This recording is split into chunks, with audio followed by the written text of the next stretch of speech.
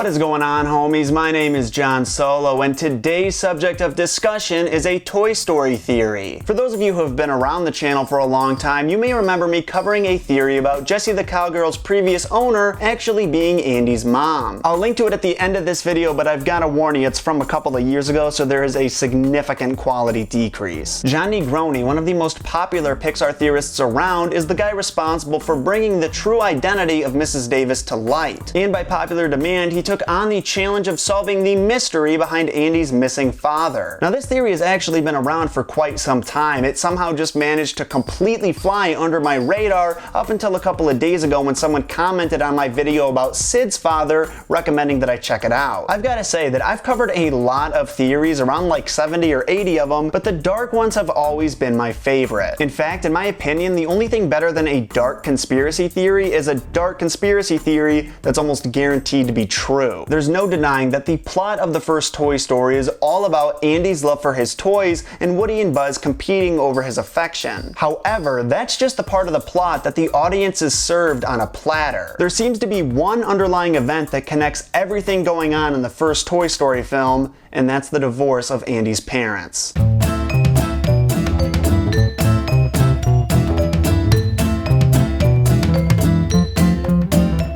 I'll admit that despite seeing Toy Story countless times and covering a multitude of theories on it, I've never actually realized how in-your-face the divorce storyline actually is. I've always figured that Mrs. Davis and Andy and Molly moving was in some way connected to Andy's father, but I was never quite able to flesh the idea out. If anything, I figured that Andy's dad was dead. Honestly, this could still be a possibility, with Disney being the ones responsible for distributing Toy Story and their weird obsession with parental death. I wouldn't be surprised. However, there seems to be a lot more evidence pointing towards the idea of a divorce. For example, there isn't a single picture of Andy's dad hanging up anywhere in the house. If he had died, don't you think there'd be at least one picture hung up in his memory? I guess you could argue that maybe the death happened years ago and the family could have moved on, but still, not even having at least one picture seems really strange, almost disrespectful. And then you gotta think about Andy's little sister. How could she be a baby if Mr. Davis had died so long enough ago that at this point the family has totally moved on? For her to be as young as she is, he would have had to have passed away relatively recently. There's always the argument that Molly's another man's child or that Andy's ma's just a loose goose,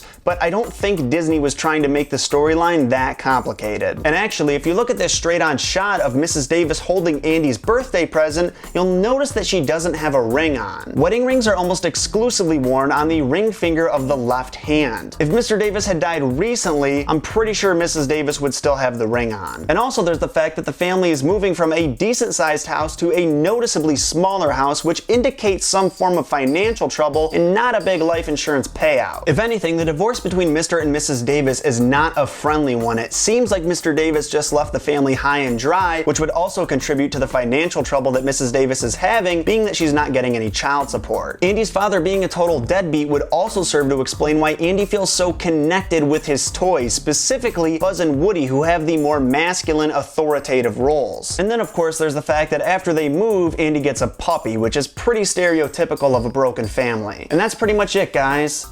Except for one other point that I actually feel bad about not bringing up. The creators of Toy Story have actually commented on this issue, and I'll read you a direct quote from Lee Unkrich, who was the editor of Toy Story 1, the co-director of Toy Story 2, and the sole director of Toy Story 3. When asked about the issue, he said, "It's an oft-asked question, but there is no concrete answer. We don't mean to be mysterious about it, it's just never been relevant to the story. It's just always been that way. The decision was made really early on in Toy Story to have Andy's dad not be around. We've never addressed it directly, nor have we given any explanation for where he is or why he's absent." So there you have it, directly from one of the creators. There is no canonical explanation as to why Andy's father isn't around. That being said, we're not exactly wrong. When you evaluate the film as closely as we have, it seems that divorce is not only possible, but a likely explanation. The character of Mr. Davis may have not technically been created, but he had to have existed for Andy and Molly to exist. Because, you know, biology and stuff. The bottom line is, something bad had to have happened to Andy's father. There's much more evidence contributing to the idea of a divorce than death, but in the end, it's whatever you want it to be. So tell me guys, what'd you think? Leave me your thoughts in a comment and don't forget to hit that like button. If you really love the video and you know someone else who will too, make sure you hit that share button down below and post it to Facebook or Twitter. Click subscribe for weekly Disney content. I've got plenty of theories and trivia just waiting to be discussed. And as always, the links to my Facebook, Twitter, and Instagram are in the description down below. Thank you guys so much for watching. In case you forgot, my name is John Solo,